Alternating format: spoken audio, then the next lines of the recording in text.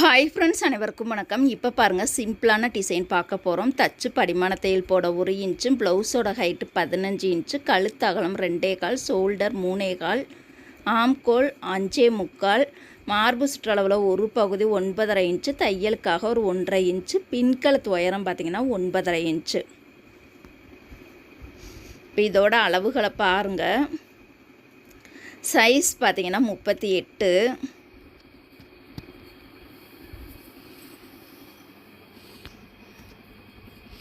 இப்போ பார்த்திங்கன்னா நம்ம ஒரு ரவுண்டு நெக்கை பயன்படுத்தி தான் நம்ம தைக்க போகிறோம்.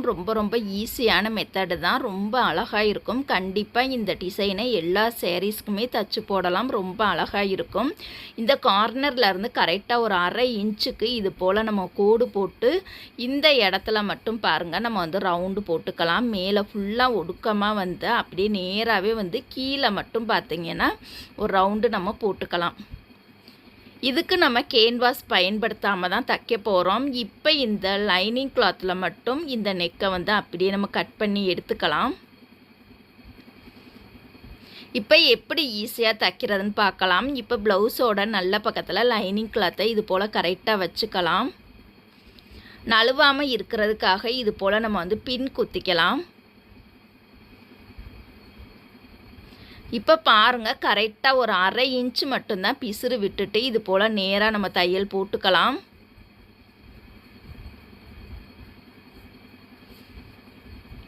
ஆரம்பிக்கும் போதும் முடிக்கும் போதும் கெட்டி தையல் போட்டுக்கலாம். இப்போ பாருங்கள், நடுவில் இருக்கக்கூடிய எக்ஸ்ட்ரா கிளாத்தை இது போல் நம்ம கட் பண்ணி எடுத்துக்கலாம்.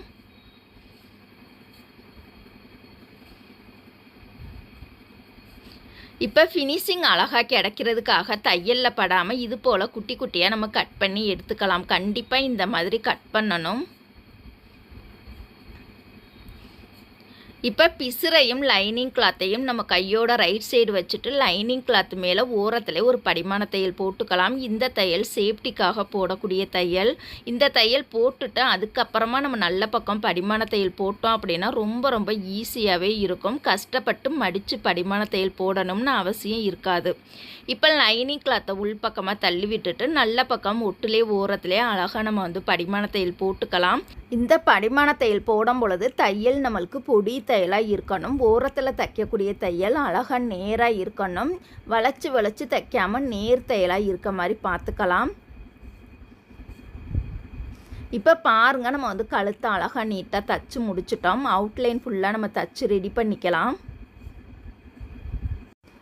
இதுக்கு பாருங்கள், நான் டபுள் கலர் லேஸ் எடுத்திருக்கேன். இதில் பார்த்தீங்கன்னா கோல்டும் வைலட் கலரும் வருது. கோல்டு கலரில் தையல் போடும் பொழுது கோல்டு கலருக்கு மேட்சாக இருக்கக்கூடிய நூல் எடுத்துக்கலாம். கரெக்டாக பாருங்கள், கழுத்தை ஒட்டியே தைக்கணும். கொஞ்சம் கூட நம்ம இந்த சைடோ அந்த சைடோ இறக்கி தைச்சிடக்கூடாது. கரெக்டாக கழுத்தை ஒட்டியே பொறுமையாகவே அழகாக நீட்டாக தைச்சிக்கலாம். இப்போ பாருங்கள், நம்ம கட் பண்ணி எடுத்துக்கலாம். இப்போ வைலட் கலருக்கு மேட்சாக இருக்கக்கூடிய நூலை மாற்றி இது போல் இந்த ஓரத்தில் இன்னொரு தையல் நம்ம போட்டுக்கலாம்.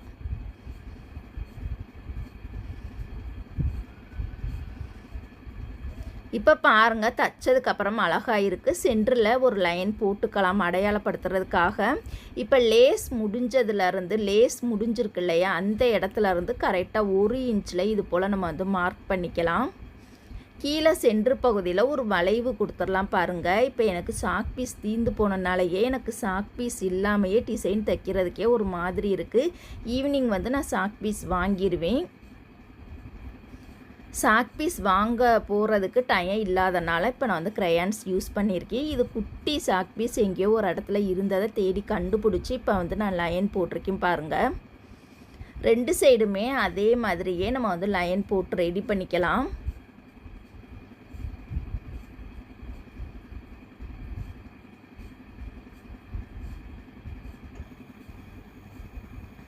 இப்போ இந்த இடத்துல பாருங்கள், இதே கலர் லேஸை பயன்படுத்தி தைச்சிக்கலாம். இப்போ வைலட் கலரும் சென்ட்ரு பகுதியில் இருக்க மாதிரியே நம்ம தைச்சிக்கலாம். இப்போ பாருங்கள், கரெக்டாக அந்த கோட்டை ஒட்டியே தான் இந்த 2வது லைன் லேஸை பயன்படுத்தி நம்ம தைக்க போகிறோம். இப்போ வைலட் கலர் தைக்கிறனால வைலட் கலருக்கு மேட்சாக இருக்கக்கூடிய நூல் கண்டிப்பாக நம்ம எடுத்துக்கலாம்.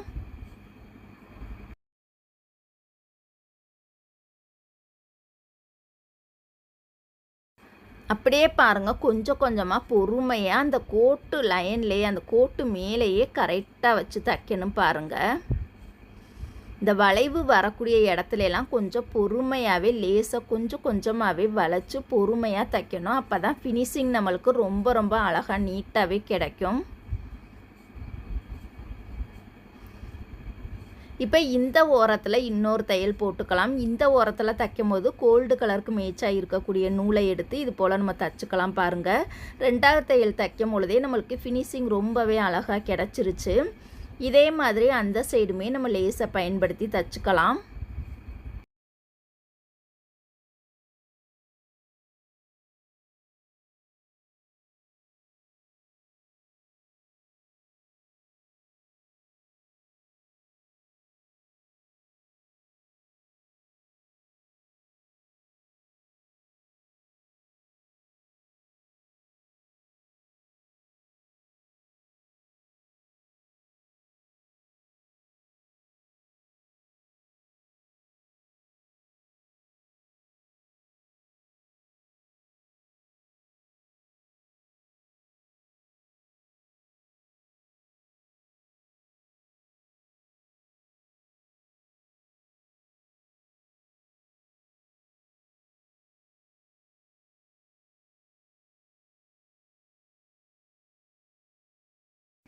இப்போ பாருங்கள், நம்ம 2 சைடுமே லேஸை பயன்படுத்தி தைச்சிட்டோம். இப்போ சென்ட்ரு பகுதியில் அழகான ஒரு ஃப்ளவர் தயார் பண்ண போகிறோம். இதுக்கு 3.5 இன்ச் நீளமும் 3.5 இன்ச் அகலத்தில் இது போல் ஸ்கொயர் ஷேப்பில் ஒரு 5 இதழ் நம்ம தச்சு ரெடி பண்ணிக்கலாம்.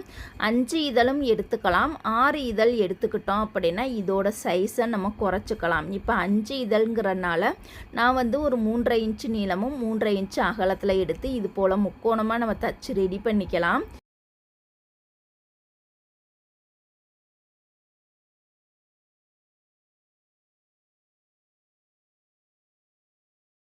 இப்போ இதோட பிசுறு நூலை வந்து இது போல் நம்ம கட் பண்ணி ரெடி பண்ணிக்கலாம்.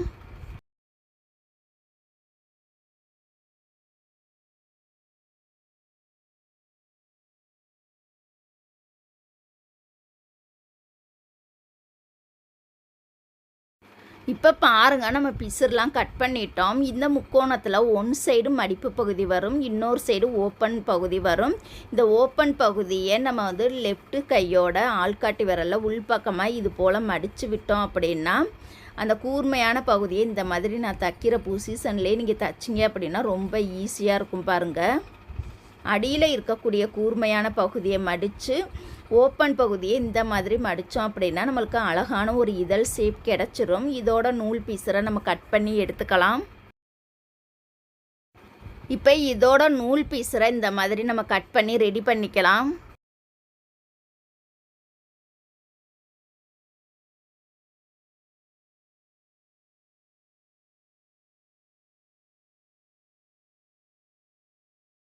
இப்போ எக்ஸ்ட்ரா ஒரு ரவுண்டு துணியை வந்து நம்ம கட் பண்ணிவிட்டு சின்னதாக ஒரு குட்டி ரவுண்டு கட் பண்ணிவிட்டு இந்த ரவுண்டில் 5 இதழ் வர்ற மாதிரி இது போல் வரிசையாக நம்ம ரவுண்டாகவே தச்சு ரெடி பண்ணிக்கலாம்.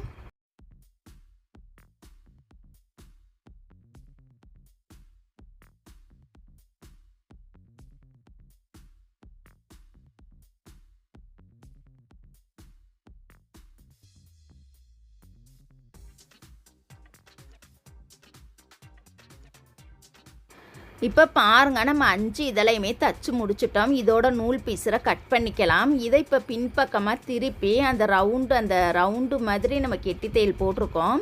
அதை ஒட்டியே இது போல் எக்ஸ்ட்ரா கிளாத்தை இந்த மாதிரி ரவுண்டாக நம்ம கட் பண்ணி எடுத்துக்கலாம்.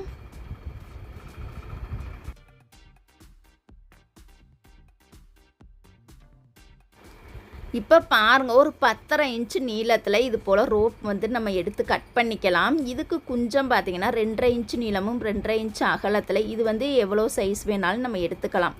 இப்போ பார்த்திங்கன்னா 2.5 இன்ச்சு நீளமும் 2.5 இன்ச்சு அகலத்தில் இது போல் ஸ்கொயர் ஷேப்பில் கட் பண்ணி இந்த மாதிரி 2 சைடுமே நம்ம தச்சு நல்ல பக்கமாக திருப்பிக்கலாம்.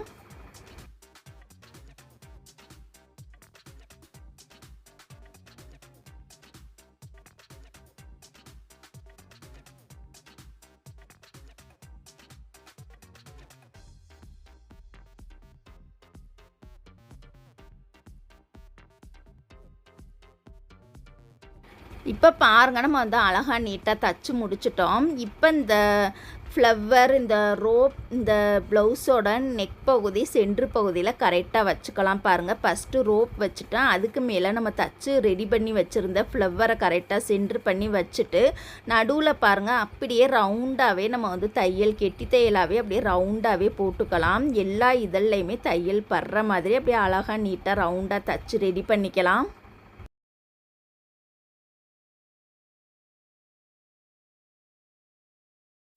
இதோட நூல் பீஸரை பாருங்கள் நம்ம வந்து கட் பண்ணி ரெடி பண்ணிக்கலாம். இப்போ இந்த டிசைனை அழகாக நீட்டாக நம்ம அயன் பண்ணி எடுத்துக்கலாம். அழகுபடுத்துறதுக்காக சென்டரில் ஸ்டோன் பீஸ் வச்சுருக்கேன். பிடிச்சிருந்தா லைக் பண்ணுங்கள், மறக்காமல் சப்ஸ்கிரைப் பண்ணிக்கோங்க. தேங்க்யூ.